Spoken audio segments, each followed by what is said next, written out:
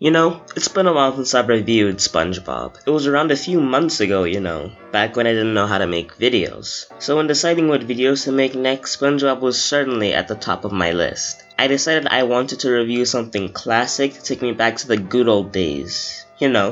Before the world ended. And after a few peaceful hours of watching one of my favorite cartoons, I decided to review Dying for Pie from Season 3. So let's not wait any longer. But not before you subscribe to the channel. I've been getting a lot of support in the past few months, and I think by the end of the year, we can get to 100 subscribers. So if you are new, you know what to do.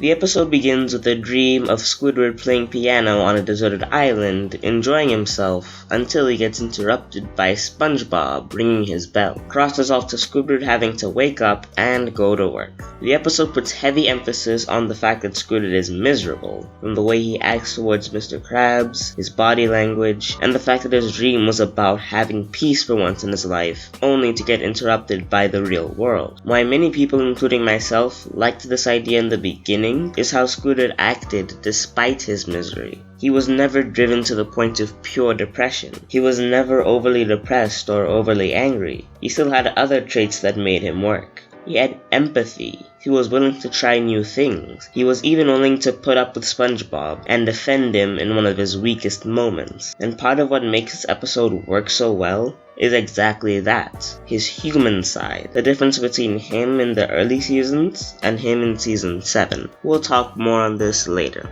Squidward, in honor of Employee Brotherhood, I present to you a gift. Ta-da! I heart you. It's a little itchy. What's this thing made of? Eyelashes! Now, may I resume my minimum wage duties? After you present your Brotherhood gift. I'll buy the little twerp a gumball. Oh, no, lad. You know the rules. You have to make the gift. Is this any better, Squidward? I made this one with my tears. So moving aside that classic meme, Squidward shows that he really isn't in the mood to do something nice for SpongeBob, but after seeing how SpongeBob took it, he gives in. Though he still ends up buying something for SpongeBob, but not something you'd expect. Hi there. Those homemade pies sure look good. Oh, these aren't homemade. They were made in a factory. A bomb factory. They're bombs. Wait! We were just kidding about all that bomb stuff. That'll be $25, please. Well, if it gets old man Krabs off my back. Now when it comes to how Squidward cuts corners in SpongeBob's gift, I feel that his character and the situation justifies it. He's not the happiest guy in the world. And on top of that, he just doesn't like SpongeBob that much. If I were in Squidward's position, bar the fact that I had been previously told that the pies were bombs, I would have probably done the same thing. If Krabs doesn't know, and if it would make SpongeBob feel better, then why not? When it comes to that, I can empathize with Squidward. And that's what happened? $25? A bomb? In the Krusty Krab! It's not there. Hey, guys. Thanks for the pie, Squidward. You had to kill him. The boy cries you a sweater of tears, and you kill him. We gotta call the hospital. Won't do any good. I've seen this before. When that pie goes up to Matt, hits his lower intestine, boom! He's a goner. How do we tell him? Don't tell him. That'll only make him feel worse. The way I see it, he's only got until sunset. Why ruin his last day on Earth? You're right, Mr. Krabs. I'm gonna make SpongeBob's final hours the best he's ever had. This scene is one of the best examples I can find of why the older seasons are better. The Squidward in Season 7 would have jumped in excitement that one of his pains was going to be gone, making him look extremely cold and hateful. Keep in mind that this was the same Squidward who in that very season almost said he was going to murder SpongeBob. Here, Squidward shows one of his most human moments, like that time he defended SpongeBob. He shows genuine remorse for what he has done, and is actually extremely shook that he has pretty much killed the only friend he had, despite not fully realizing that. He tries to fix things. But when he thinks that all is lost, he decides to do something nice for his friend, give him the best day he ever had before he dies. He doesn't tell Spongebob, because as Mr. Krabs stated, he should enjoy his last day on Earth. And I do think Squidward would have cried if he had to tell Spongebob, if he had to see the worry and shock and sadness in his face, knowing that his life was going to end short. I think this is one of those aspects of the show that doesn't really get mentioned too often. How while it is comedy based, when it wants to make you feel,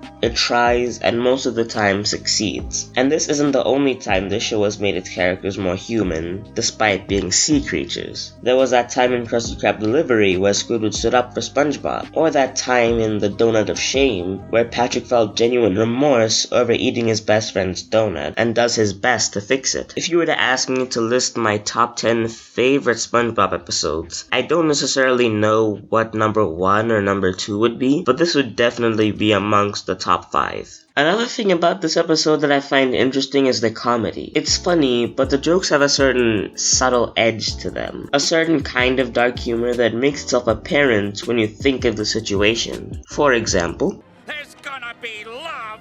So much, he's gonna drown in it. Drown in it! Note to self. Watch out for Squidward. another part that gravitates me towards Squidward in this episode is the fact that he goes through a whole day with SpongeBob. A whole day of embarrassment. Just because he wants to give him a happy final day, even if SpongeBob doesn't know it. He goes through being thrown at with stones to bodily dismemberment, and it all caps off with this scene, which I can hopefully show without getting my channel fisted by Viacom. Yeah. Yeah, this is great. Just the three of us. You, me, and this brick wall you built between us. You know, if I were to die right now in some sort of fiery explosion due to the carelessness of a friend, well, that'd just be okay. Wow, it feels like something just dropped into my lower intestine. 5, 4, 3, 2, 1. And so it happens. Squidward experiences what seems to be the loss of his only friend. But if you know anything about SpongeBob, you would know that things don't always go the way they think you will.